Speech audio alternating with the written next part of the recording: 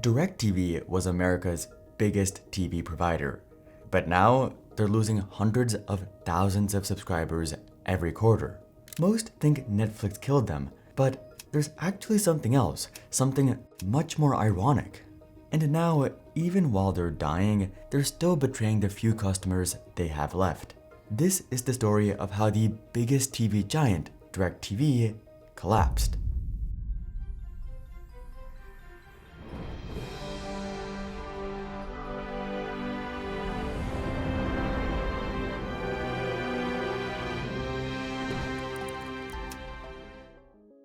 In the 2000s, everything was going great.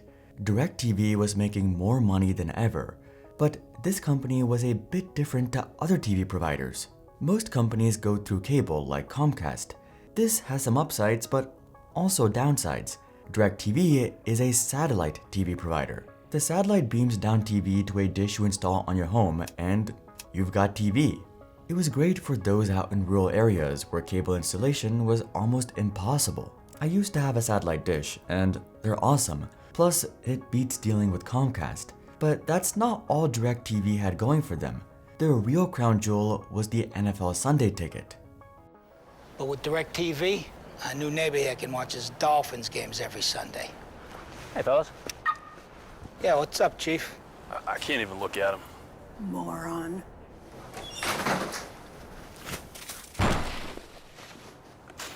Whoops. Only DirecTV lets you watch your favorite team wherever you live. Call 1-800-DirecTV.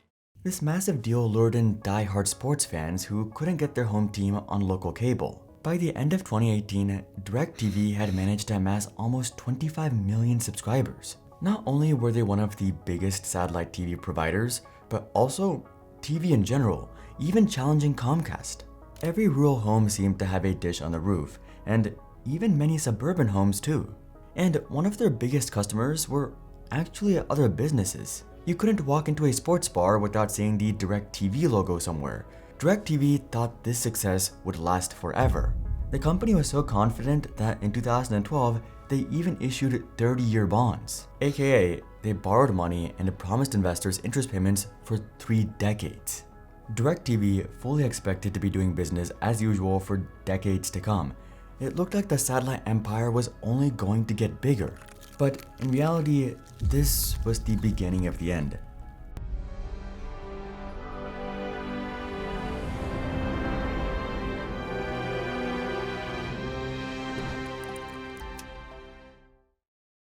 If you spend hours online working, researching, or building things, your browser matters way more than you think. Most browsers are generic, boring, and give you almost no control. That's why today's sponsor is Opera GX, a browser built for people who want more control over how they browse. One of the biggest things Opera GX does differently is built-in control. It comes with an ad blocker and a free built-in VPN, so you can browse with fewer distractions and more privacy without installing extra extensions.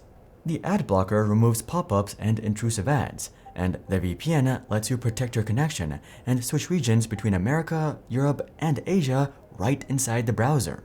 Where Opera GX really stands out is customization. With GX mods, you can completely transform how your browser looks and feels. Inside the GX store, there are thousands of mods you can mix and match. Animated wallpapers, live backgrounds that react to what you do, background music, keyboard sounds, custom fonts, UI icons, splash screens, and even visual shaders that change the entire look of your screen. You can turn individual elements on or off from the mods menu and build a browser that actually matches your setup instead of fighting it. Switching is also easy. Opera GX has a quick import tool that lets you bring over your bookmarks, history, cookies, and even Chrome extensions in just a few clicks. You don't have to start from scratch or relearn everything. Use my link below to download Opera GX today and try a browser that actually gives you control. Thank you to Opera GX for sponsoring this video. In the late 2010s, the world of entertainment began to shift under DirecTV's feet. Growth for cable and satellite TV started to plateau as a new trend emerged: cord cutting. Customers were cutting TV services en masse. Why? A new type of TV had arrived in the form of streaming services like Netflix, Hulu, and HBO. I don't think I need to sell you on why streaming blew up, but for DirecTV in particular, it was a huge problem. There was no dish required. You just downloaded an app and started watching. The easier TV provider now looked old and cumbersome. You probably knew this, but what you probably didn't know is that DirecTV was simultaneously dealing with another problem. What happened next was somehow more damaging to DirecTV's future. In 2014, at&t, the telecommunications behemoth, announced it would acquire DirecTV for $67 billion, including $48.5 billion in cash and stocks. You might wonder why a company would spend that much on satellite TV just as streaming was taking off, but the truth is, at&t was feeling a bit of FOMO. In the 2010s, the media craze was in full force. Disney bought Fox for $71 billion, Verizon bought AOL for $4.4 billion, and Yahoo for $4.8 billion. Comcast bought Sky for about $40 billion. Every conglomerate, be it a telecom, cable, or entertainment company, was trying to buy or start a media company. All of this was just in a few years of each other. at&t themselves didn't just stop at one. They went and bought Time Warner in 2016 for $108 billion. With their DirecTV deal closed in 2015 and combined with at&t's own Uverse subscribers, they were now the largest pay TV provider in America. DirecTV now also had a parent company with some very deep pockets, but that wasn't all. at&t started cross-promoting the service everywhere, offering free or discounted DirecTV to their wireless customers. But pretty quickly, they realized they had made a massive mistake. Cord cutting wasn't just a fad. It was now accelerating. From 2016 to 2020, traditional pay TV in the US lost about 20 million subscribers, and DirecTV alone accounted for 8 million of those losses. Despite dropping almost $50 billion, at&t's new TV giant was crumbling. But in trying to fix things, at&t made things even worse. at&t pushed DirecTV to squeeze more revenue out of existing subscribers. Prices were hiked frequently on satellite packages. The average DirecTV customer was soon paying far more than cable or even Dish subscribers, the other big satellite TV provider.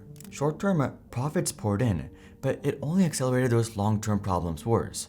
Loyal subscribers finally cut the cord, or rather, removed the dish.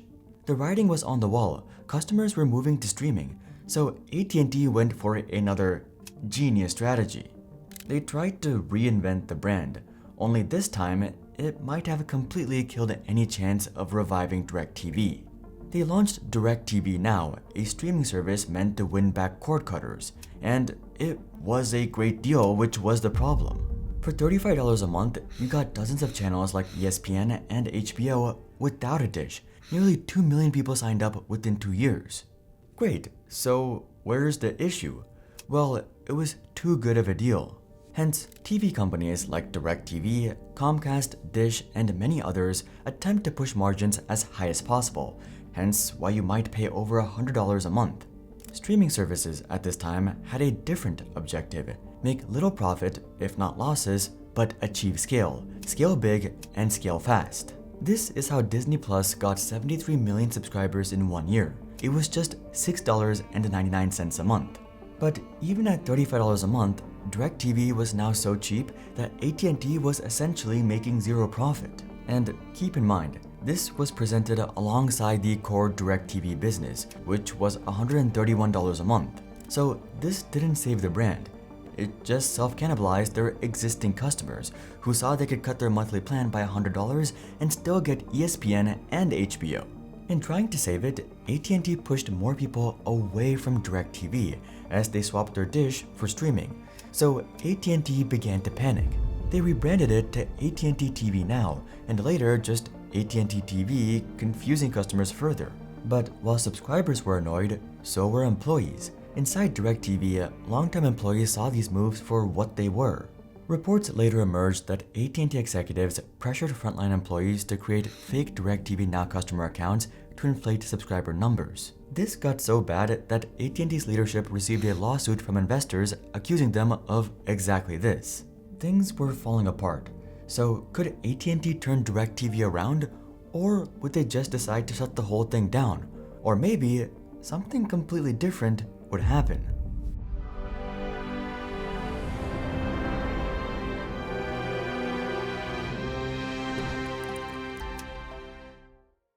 Unlike DirecTV, we're still growing. Over the past 8 years, we've posted 1,100 videos, though we still haven't crossed 1 million subscribers. We are close though, and I believe 2026 is the year, and if you subscribe right now, we can actually make that a reality. By early 2021, at&t needed to cut its losses. They announced they were spinning off DirecTV into a separate company. They sold 30% of the business to a private equity firm called TPG. The deal valued DirecTV at just over $16 billion, and considering at&t had paid $67 billion just 6 years earlier, this was a massive loss. The CEO of at&t said, "As we've indicated in some of the actions we've taken as of late, the DirecTV transaction didn't generate the kind of value long-term that we expected in the front end." Elliott Management, an investment firm, publicly criticized at&t for overpaying at the peak for DirecTV and calling the acquisition a mistake. DirecTV was now on its own, only now with less cash and less subscribers. So what now? YouTube is now the exclusive home of NFL Sunday Ticket. Unfortunately, it was only getting worse.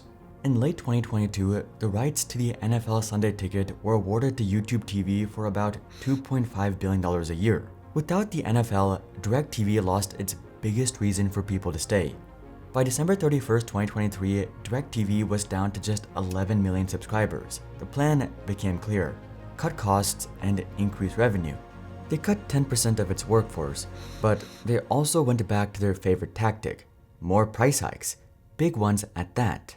DirecTV increased rates twice within a few months heading into 2024, including hikes of $5 to $10 per month on many plans. But this could only bring in so much. DirecTV was on the hunt for other profit avenues.